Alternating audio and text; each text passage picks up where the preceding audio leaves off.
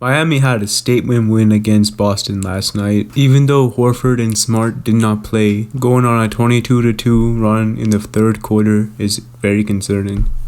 Jimmy Butler in the playoffs is a different animal, bro. Like, he's basically a superstar in the playoffs and like a regular all-star in the regular season. Kind of like what Kawhi did when he was healthy, you know, kind of like flip the switch, which I'm really proud of. Like, I'm hoping the Heat win the series and they win the finals, because I feel like Jimmy Butler, this is probably his best chance of winning a chip as like the best player on the team, because like next year a bunch of other stars will be healthier now, and like, you know, like next generation of stars too are like on the come up, you know, with Ja, Trey, Luka, Booker. Hopefully it gets better. The list goes on and on. But anyways, this is what Miami really has to do if they want to have a legit shot at winning the series. Because going into the series, the biggest question was, can Miami match Boston's offense? Because both of them have elite defenses, but like on paper, the Celtics have the better offense with both Brown and Tatum. But with Butler having 40 points and Tyler Hero doing work off the bench with almost 20 points, it's safe to say Miami is going to make this a tight series. I'm not going to harp on him too much because he was awesome defensively, having 4 blocks, but Bam really needs to be more aggressive on the offensive end. Like, obviously, like, Robert Williams is a really good defender, but like, Bam's the best big in this series. Like, he should be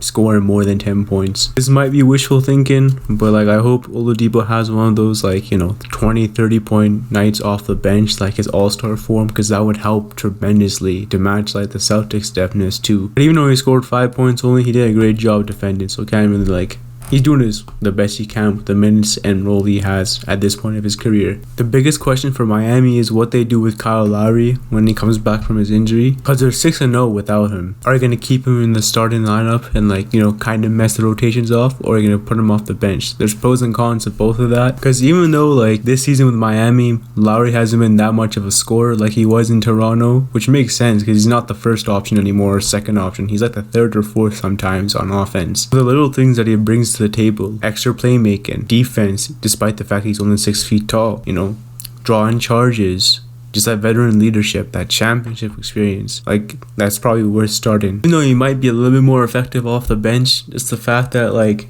if Lowry starts, that means like Gabe Vincent is going to the bench, and that's going to take away some bench minutes from Tyler Hero and Oladipo, which like, then comes the question, do you want to start one of them? Do you want to bench one of them? Spo has a lot of things to think about, because Boston's not going to go down quietly. They're going to adjust.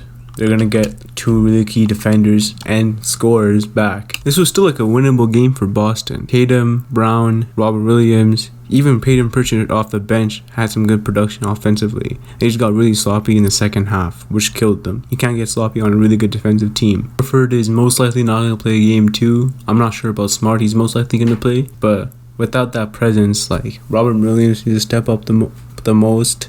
And also Grant Williams should like go back to like the next coming of Stephen Curry like he was against the Bucks in game 7.